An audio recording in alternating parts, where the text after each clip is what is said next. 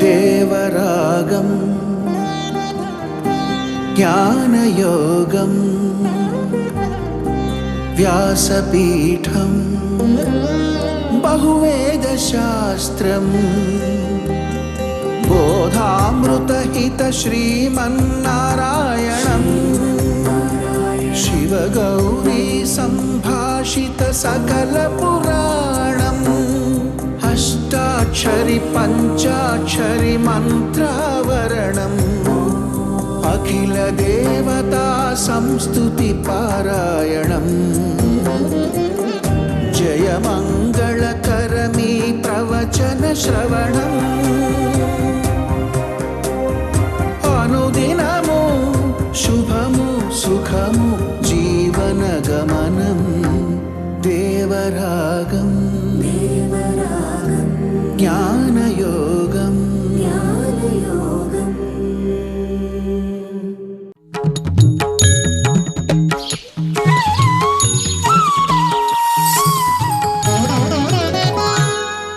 ఆపదామపహర్తారం దాతారం సర్వసంపదాం లోకాభిరామం శ్రీరామం భూయో భూయో నమామ్యహం.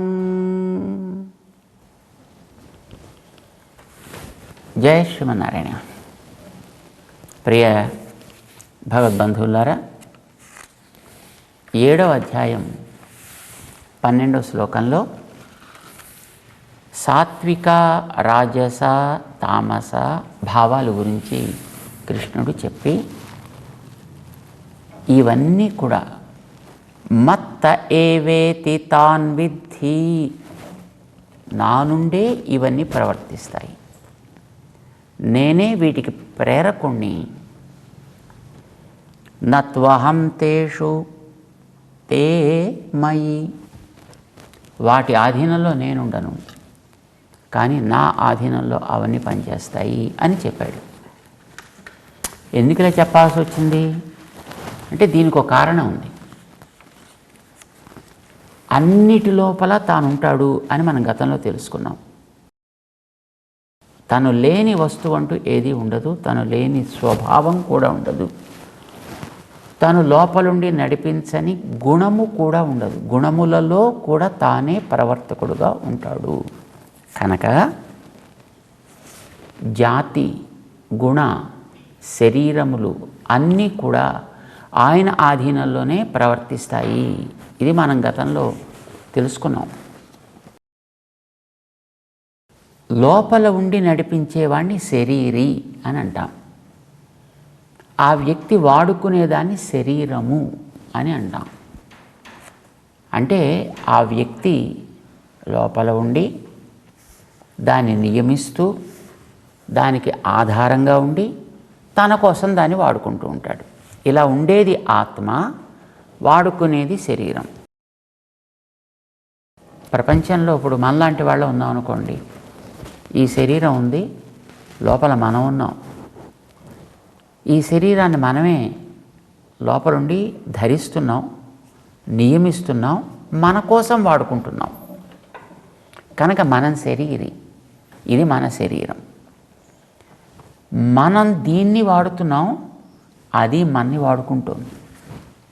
దాని అవసరానికి తగ్గట్టుగా మనని వాడుకుంటుంది, అది మన అవసరానికి తగ్గట్టుగా దాన్ని మనం వాడుకుంటున్నాం.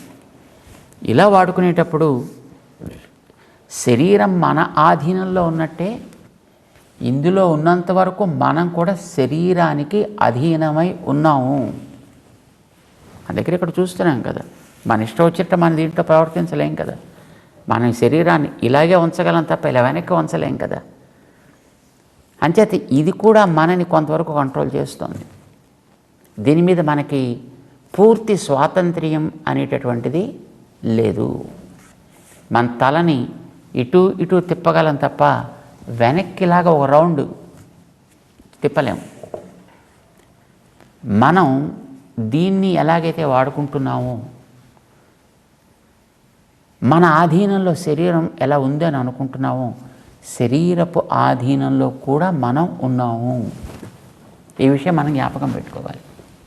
ఇలానే జీవులలో ప్రకృతిలో ఉండేటటువంటి పరమాత్మ కూడా వాటిల్లో ఉండి వాటిని నడుపుతూ ఉన్నప్పటికీ అవి కూడా ఆయన్ని తమ ఆధీనంలో పెట్టుకుంటాయా? ఇప్పుడు మన శరీరం మనని తన ఆధీనంలో కూడా పెట్టుకుంటోంది కదా. అలాగే లోపల ఉండేటటువంటి భగవంతుడు వీటిని తాను కంట్రోల్ చేస్తున్నప్పటికీ వీటి కంట్రోల్లో కూడా ఆయన ఉంటాడా?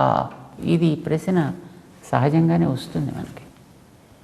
అలా ఉండదు అని చెప్పడం కోసం, అంటే జీవుడు శరీరంలో ఉండడం అనేటటువంటిది కర్మ వల్ల ఉన్నాడు, కర్మ అనుభవించడం కోసం ఉన్నాడు. అందుకే 4వ అధ్యాయంలో తను ఎలా ఉంటాడు, శరీరాన్ని ఏ విధంగా తను నడుపుకుంటూ ఉంటాడు, ఈ విషయాలన్నీ కూడా ఆయన స్పష్టం చేయాల్సి వచ్చింది. అవతార రహస్య జ్ఞానము అని దానికి మనం పేరు పెట్టుకున్నాం. బహుశా మనకి జ్ఞాపకం ఉండి ఉంటుంది. 4వ అధ్యాయం ప్రారంభంలో ఆ విషయాన్ని అంతటిని కూడా ఆయన ప్రస్తావన చేశాడు. అర్జునుడు అడిగాడు అప్పుడు, ఏమిటయ్యా సూర్యుడికి నేను చెప్పానంటావు, ఆ సూర్యుడు వాళ్ళ అబ్బాయికి చెప్పాడు, ఆయన వాళ్ళ అబ్బాయికి చెప్పాడు, అదే నేను ఇప్పుడు నీకు చెప్తున్నాను అని నువ్వు అంటున్నావు. ఇది ఎలా కుదురుతుందయ్యా? నువ్వు నాకంటే ఒక 6 నెలల ముందర పుట్టావు, నాకంటే 6 నెలలు పెద్దవాడివి నువ్వు, అంతే కదా. మరి సూర్యుడికి చెప్పానంటావేమిటి? సూర్యుడు ఎప్పటివాడు, నువ్వు ఎప్పటివాడివి అని మనకి పైన ఒక ప్రశ్న కనిపిస్తున్నా దాన్ని జాగ్రత్తగా గమనిస్తే అందులో సమాధానాలను బట్టి 6 ప్రశ్నలు ఉన్నాయి దాంట్లోనూ అని మనకి రామానుజాచార్య స్వామి వారు నిరూపించిన విధానాన్ని మనం అప్పుడు తెలుసుకున్నాం. అంటే ఆయన లోపల ఉంటూ దీన్ని నడిపిస్తాడు. దీని ఆధీనంలో మనలాగా ఆయన కర్మ కోసం రాలేదు కనుక ఉండదు. వచ్చి కర్మ అనుభవిస్తూ మనం ఉన్నట్టుగా ఆయన ఉండటం లేదు కనుక వీటి అధీనంలో తానుండడు. అందుకే ఆయన 12వ శ్లోకంలో న త్వహం తేషు, అహం తేషు నా, నేను వాటి ఆధీనంలో ఉండను, లోపల ఉండి నడిపిస్తున్నప్పటికీ కూడా, కానీ తే మయి, అవి మాత్రం నా ఆధీనంలోనే నడుస్తాయి, అందులో ఏం సందేహించాల్సిన అవసరం లేదు సుమా అని సాత్విక రాజస తామస భావాలను గురించినటువంటి వివరణ 12వ శ్లోకంలో ఆయన ఇచ్చి, ఈ మనుష్యులు బాగుపడగోరుతుండే మనుష్యులు కూడా నన్ను ఇలాంటి వాణ్ణి అని తెలుసుకోలేకపోతున్నారే అని పాపం దిగులు చెందుతున్నాడు ఆయన. 13వ శ్లోకంలో చూద్దాం. శ్లోకాన్ని ఒకసారి మేము అంటాం, అందరం కలిసి అందాం. త్రిభిర్గుణమయైః భావైః ఏభిః సర్వమిదం జగత్ మోహితం నాభిజానాతి మాం ఏభ్యః పరం అవ్యయం. త్రిభిర్గుణమయైః భావైః, గుణమయములు సాత్విక రాజస తామస అనేటటువంటి వాటితోటి, వాటికి ఉండేటటువంటి స్వభావాలతోటి, గుణమయైః భావైః ఏభిః త్రిభిః, ఈ మూటితోటి కూడా సర్వం ఇదం జగత్ మోహితం, ఈ ప్రపంచమంతా కూడా కప్పబడి ఉంది, మోహము చెంది ఉంది. అందుచేతనే మాం ఏభ్యః పరం న అభిజానాతి, నన్ను వీటికంటే పైవాడిని అనే విషయాన్ని ఈ మనిషి తెలుసుకోలేకపోతున్నాడు సుమా. నువ్వు ఇందులో ఉన్నావు అనుకో, నువ్వు వీటిని అనుభవిస్తున్నావు అనుకో, నీ స్వభావాలన్నీ మారిపోతుంటాయి. కానీ నా స్వభావాలు అట్లా మారేవి కావు. నేను అవ్యయం, వ్యయం అంటే తరుగుట అని అర్థం. డబ్బులు కొంత ఖర్చు పెట్టేస్తే వ్యయం అయిపోయాయి అని అంటుంటాం కదా మనం. అలాగా స్వభావం తరిగిపోవడం కానీ, స్వభావం మారిపోవడం కానీ ఉండని వాణ్ణి నేను, అవ్యయుణ్ణి నేను. ఈ విషయం తెలుసుకోమని నేను చెబుతున్నానయా. నేను గతంలో 4వ అధ్యాయంలో చెప్పా, మళ్ళీ ఇంకొకసారి జ్ఞాపకం చేస్తున్నా. నేను అవ్యయుణ్ణి, ఏభ్య పరం, ఈ సాత్విక రాజస తామస భావములనే వాటి కంటే కూడా నేను పరుణ్ణి, వాటి ఆధీనంలో ఉండని వాణ్ణి. ఈ విషయాన్ని స్పష్టం చేస్తున్నాడు ఆయన. అంటే మనం గతంలో అనుకున్నాం, విజ్ఞానం, జ్ఞానం తేహం సవిజ్ఞానం, అంటే నీకు తెలియాల్సినటువంటి విషయాన్ని స్పష్టం చేస్తున్నాను నేను. దానికి ఉండేటటువంటి తాత్విక విషయాలను కూడా నీకు తెలియచేయాలి అనేటటువంటిది నా యొక్క కోరిక. వీటన్నిటికీ కూడా నేను ప్రభవము ప్రళయము కలిగిస్తా, అంటే సృష్టిలో ఇవి పైకి వచ్చేట్టు చేస్తా, వాటి కర్మానుభవం కోసం తగినట్టుగా ఉండేటట్టు చేస్తా, మళ్ళీ ప్రళయంలోకి వెళ్ళిపోయేటట్టు చేస్తా. అలా చేయడం అనేది వాటికి ఉండేటటువంటి కార్మిక వాసనల్ని బట్టే నేను చేస్తాను తప్ప, నాకుండేటటువంటి పక్షపాతంతోటో, నాకుండేటటువంటి దయతోటో, లేక నాకుండేటటువంటి కోపంతోటో నేను ఇవేవి చేయను. అంచేత పక్షపాతాదులు నాకు లేవు. అంచేత ఒకడిని రాజుగా పుట్టించిన, ఒకడిని రైతుగా పుట్టించిన, ఒకడిని ధనాఢ్యుడిగా పుట్టించిన, ఒకడిని యాచకుడుగా పుట్టించిన, ఆ పుట్టేటటువంటి ఆ తారతమ్యాలతోటి నాకు సంబంధం లేదు. ఈ విషయాన్ని కూడా 4వ అధ్యాయంలో చెప్పాడు ఆయన. తస్య కర్తారం మాం విద్ధి, చేసేవాడిని అయితే నేనే, కానీ అవ్యయం అకర్తారం అన్నాడు అక్కడ కూడా 4వ అధ్యాయంలో. నేను కర్తని కాను, నాకేం సంబంధం లేదు దీంతో. చేసేవాడిని నేనంటావు, మళ్ళీ నాకేం సంబంధం లేదంటావు. ఏ మాటలు అయ్యేవి అనిపిస్తుంది కదండి, దెబ్బలాడాలనిపిస్తుంది కదా. జడ్జి గారి ముందర నిలబడి, ఎరా దొంగతనం చేశావా అంటే నేనే చేశానండి, కానీ నేను చేయలేదండి. అదేంటి, చేశానండి కానీ నేను చేయలేదండి. ఈయన చెప్పే మాటలు అలా అనిపిస్తున్నాయి. తస్య కర్తారం మా విద్ధి అకర్తారం విద్ధి, చేసేది నేనే కానీ నేను కాదు అన్నాడు. అది ఎలా కుదురుతుందా ఈ మాటలు, పరస్పరం పొసగని మాటలు. ఒక రైతు కొన్ని గింజలు, 6 గింజలు తీసుకెళ్ళి నేలలో వేశాడు. చిక్కుడు గింజలు తీసుకెళ్ళి 6 వేశాడు దాంట్లో నేలలో. దాంట్లో 3 గింజలు బ్రహ్మాండంగా మంచి లతలు తీగలు వచ్చి చక్కగా పాకాయి. 3 గింజలు రాలా. 3 గింజలు రాలేదు కనుక దాని మీద ఎవరి మీద కంప్లైంట్ చేద్దాం మనం? వేసినవాడు రైతు, కర్త ఆయనే, కానీ గింజలు దాంట్లో నుంచి మొక్కలు రాలేదు, మరి దానికి కూడా కర్త ఆయనేనా? ఈ 3 గింజల్లోంచి మంచి తీగలు లతలు వచ్చాయి, దాని కర్త ఈయన? అకర్త. కర్తే కానీ అకర్త కూడా. అర్థం ఏమిటి? సామాన్యంగా నేలలో వేయడం అనేటటువంటిది చేయడం దాకా రైతు చేస్తాడు తప్ప, అందులోంచి పెద్ద మొక్క రావాలా, చిన్న మొక్క రావాలా, లేదా అందులోంచి తీగలు రావాలా, మొక్కలు రావాలా, కాయలు రావాలా, పువ్వులు రావాలా అనేది ఆయా గింజకుండే సంస్కారాలని బట్టే వస్తుంది తప్ప వేసేవాడిని బట్టి రాదు. ఇది మనందరికీ తెలిసిందే కదా, ఇది అందరం చూస్తున్నటువంటిది వాస్తవమే. అలానే ఈ జీవులని ఈ ప్రకృతి అనేటటువంటి నేలలో నాటడం దాకా తను చేస్తాడు. అది వాడి యొక్క సంస్కారాలు ఏ ఉంటాయో వాడికి వెనకాతల ఆ సంస్కారాలని పట్టే వాడిలో రకరకాలైనటువంటి ప్రవృత్తులు, ఆలోచనలు, క్రియాకలాపాలు సాగుతాయి. కనుక సామాన్య కర్తృత్వం తనది, విశేష కర్తృత్వం ఆయా గింజలది, ఆయా జీవులది. కనుక దాంట్లో భగవంతుడికేమీ సంబంధం ఉండదు. కనుక ఆయన అకర్త, ఆయన మీద ఏం కంప్లైంట్ చేయడానికి వీల్లేదు.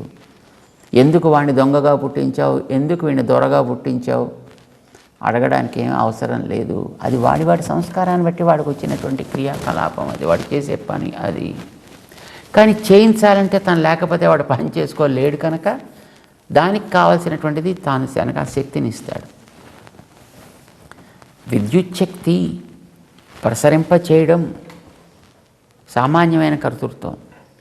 కానీ ఆ ప్రసరించే విద్యుత్ శక్తి చేత అది లైట్ కింద వెలుగుతుందా, ఫ్యాన్ కింద తిరుగుతుందా, హీటర్ కింద వేడెక్కిస్తుందా, రిఫ్రిజిరేటర్ కింద చల్లబరుస్తోందా, టీవీ కింద బొమ్మలు చూపిస్తోందా, ఏం చేస్తోంది అనేటటువంటిది విద్యుత్ శక్తికి సంబంధించిన అంశం కాదది. ఏ రకంగా ఆ వస్తువు తయారీ, దాని వెనకాతుండే మెకానిజం ఏదుందో దాన్ని బట్టి అది పనిచేస్తుంది తప్ప విద్యుత్ శక్తికి ఏం సంబంధం అండి? అయితే విద్యుత్ శక్తి లేకపోతే తన దగ్గర ఉండేదాన్ని కూడా వాడుకునే అవకాశం దానికి ఉండదు. ఇది మన అందరికీ తెలిసింది. కనుక ఏం విద్యుత్ శక్తి? దాంట్లో ఎందుకు నువ్వు లైట్ వెలిగిస్తున్నావు? ఏం విద్యుత్ శక్తి? దీంట్లో ఎందుకు నువ్వు గాలి వేస్తున్నావు? గాలి కూడా ఒక్కొక్క ఫ్యాను వేడి గాలి వేస్తుందండి, ఒక్కొక్క ఫ్యాను చల్లగాలి వేస్తుంది. అది కూడా ఉంటుంది కదా. దాంట్లో వేడిగాలి ఎందుకు వేస్తున్నావు? దీంట్లో చల్లగాలి ఎందుకు ఇస్తున్నావు? దాంట్లో బొమ్మలు ఎందుకు చూపిస్తున్నావు? దాంట్లో నీళ్ళని ఎందుకు వేడెక్కిస్తున్నావు నువ్వు అని విద్యుత్ శక్తి మీద మనం కంప్లైంట్ చేస్తామా?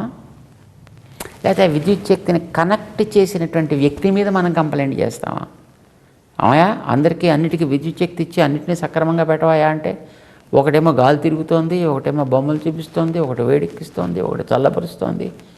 What are these differences? Why these differences అని వాటి మీద మనం కంప్లైంట్ చేస్తాం నా. అంచేత విద్యుత్ శక్తికి కానీ దాన్ని కనెక్ట్ చేసినటువంటి వ్యక్తికి కానీ కర్తృత్వం ఉంది. కర్తృత్వం ఉంది కనుకనే ఆ పని చేశాడు ఆయన. కానీ వాడు అందులో ఉండేటువంటి విశేష కార్యక్రమాలకి, దానివల్ల జరిగే విశేష భావాలంటే అవి కూడా భావాలే. విద్యుత్ శక్తి వల్ల కలిగేటువంటి భావ విశేషాలు అవన్నీ. కనుక ఆ విశేష భావాలకి ఎలా అవేం చేస్తుంటాయనే దానికి ఆ విద్యుత్ శక్తికి సంబంధం లేదు, పెట్టిన వాడికి సంబంధం లేదు. మరిత ఉండొద్దని చెప్పండి అని, ఉండొద్దంటే తీసేస్తాం, పవర్ తీసి పారేస్తాం. అప్పుడు అసలు వాటి వల్ల ప్రయోజనమే లేదు వాడికి. రైట్? అంచేత విద్యుత్ శక్తి అనేది ఉండాలి. కానీ దానికి విలక్షణంగా ఏం చేస్తూ ఉంటుంది, ఎలా చేస్తూ ఉంటుంది అనేది వాటిని బట్టి చేస్తాం. నేను కూడా అంతేనే. ఈ ప్రకృతిలో ఉండేటటువంటి సత్వరజస్ తమస్సులు అనేటటువంటి స్వభావాన్ని, గుణాలని ప్రవర్తింపచేయడం అనేటటువంటిది నా ఆధీనంలో ఉంటుంది. వాటిని నేను సప్లై చేస్తాను, విద్యుత్ శక్తిని సప్లై చేసినట్టుగా. కానీ అవి ఏ రకంగా ప్రవర్తిస్తాయి? హిరణ్యకశిపుడు ఎలా ప్రవర్తిస్తాడు, ప్రహ్లాదుడు ఎలా ప్రవర్తిస్తాడు, హిరణ్యాక్షుడు ఎట్లా ప్రవర్తిస్తాడు, వరాహుడు ఎలా ప్రవర్తిస్తాడు, భూమి ఎట్లా ప్రవర్తిస్తుంది, దేవతలు ఎట్లా ప్రవర్తిస్తారు, అసురులు ఎలా ప్రవర్తిస్తారు, అది వాళ్ళ సంస్కారాన్ని బట్టి ఉంటుంది తప్ప అందులో నాకేమీ ఏ రకమైనటువంటి బాధ్యత లేదు, నాకు విశేష కర్తృత్వము నాకు ఉండదు. చేత నాది అకర్తారం విద్ధి. I'm untouched with all those kind of differences. I'm just by myself. అవ్యయం. నా స్వభావంలో ఏ రకమైనటువంటి మార్పు లేకుండా, ఏ రకమైన సంబంధం లేకుండా నేను ఉంటా అని 4వ అధ్యాయంలో ఆయన చెప్పుకున్నాడే.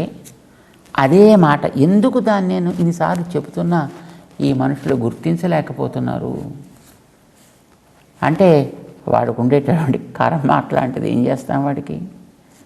నేను వీటికంటే పరమైన వాడిని నేను చెప్తున్నా.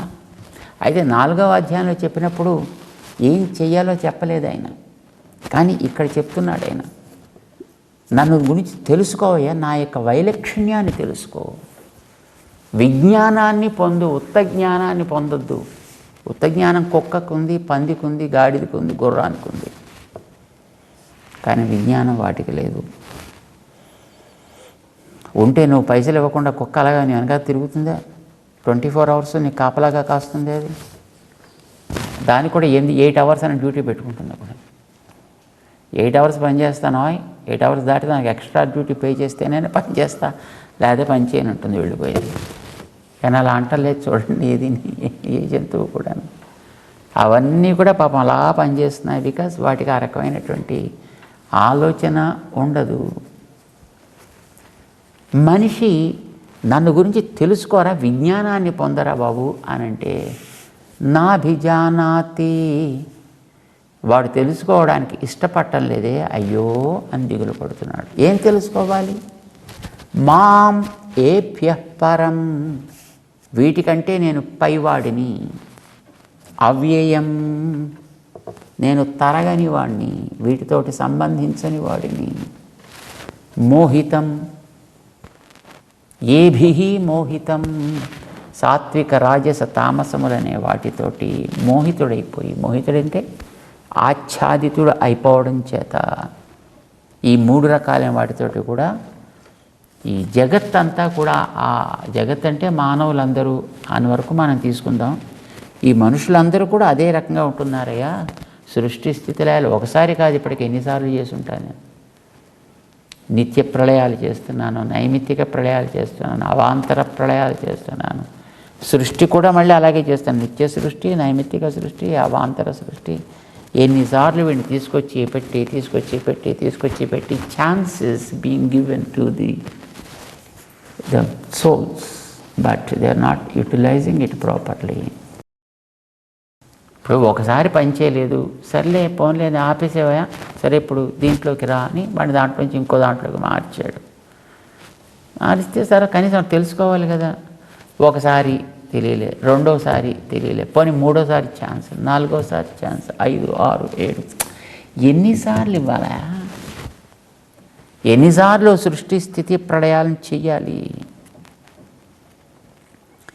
ఏమయ్యా దీంట్లో మా మానాన్ని మేము హాయిగా తిరుగుతుంటే నీకేం బాయ్, నీ ముళ్ళేం బాయ్, నీకేమొచ్చింది నష్టం మా దాంట్లో మేము తిరుగుతుంటే అంటే ఏం చేస్తామయ్యా?